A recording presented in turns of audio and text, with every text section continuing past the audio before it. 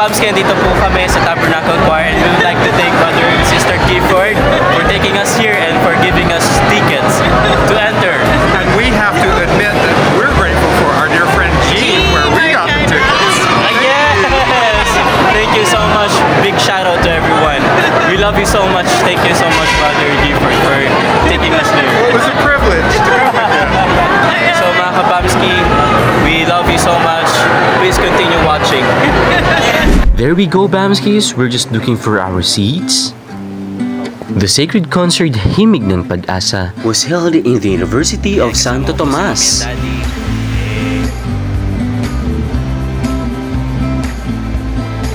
In just a few minutes, mga Kabamskis, magsisimula na po ang concert.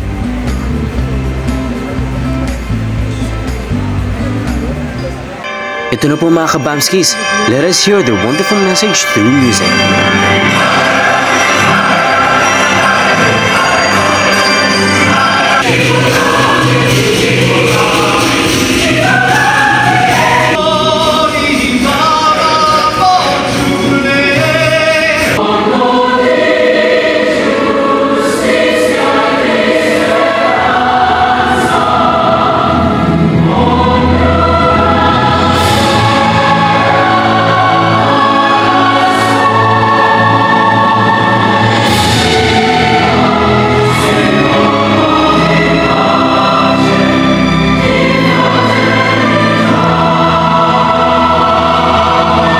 Has always been an important part of my life.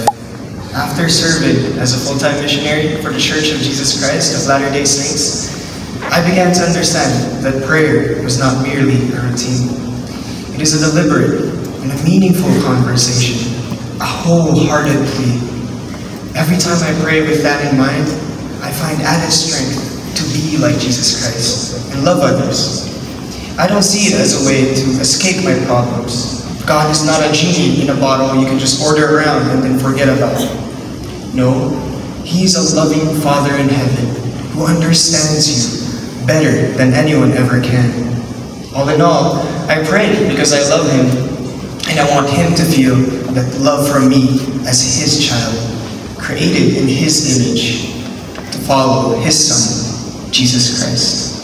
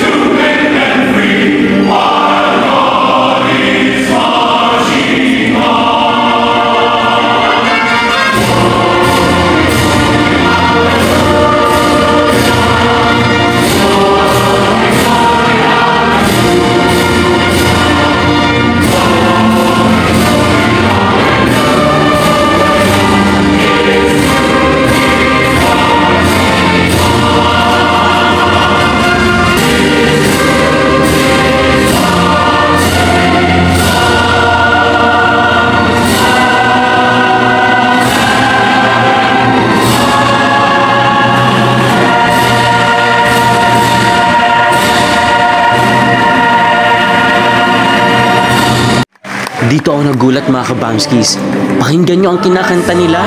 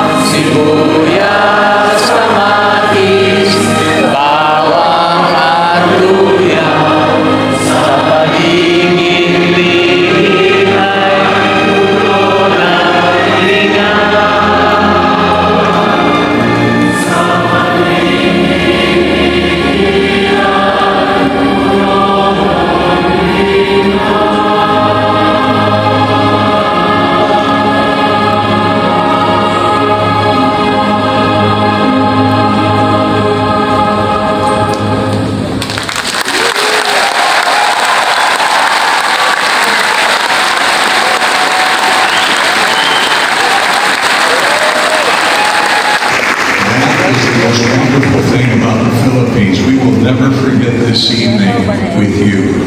As we've learned, join with me everybody, as we've learned this week, we say to you this, or we show you this, which none of us did before we arrived in the Philippines.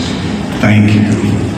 Now, as we conclude tonight's celebration, we share one final song of hope. Pag-asa, Pag-asa, Pag-asa.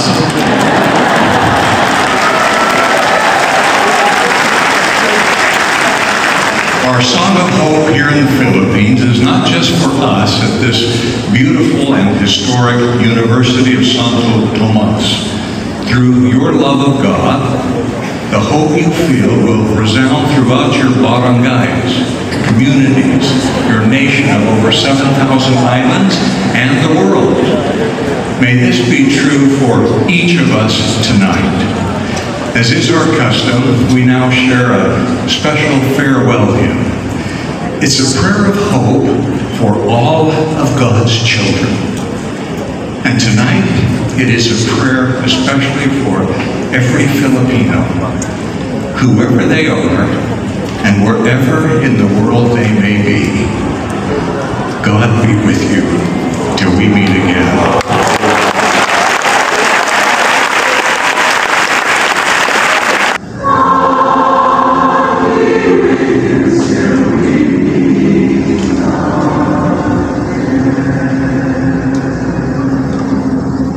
Thank you.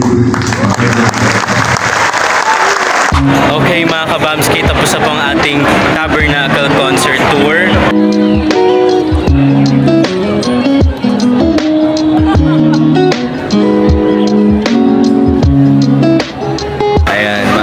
Ayan mga kabamski, you can literally feel the spirit through music.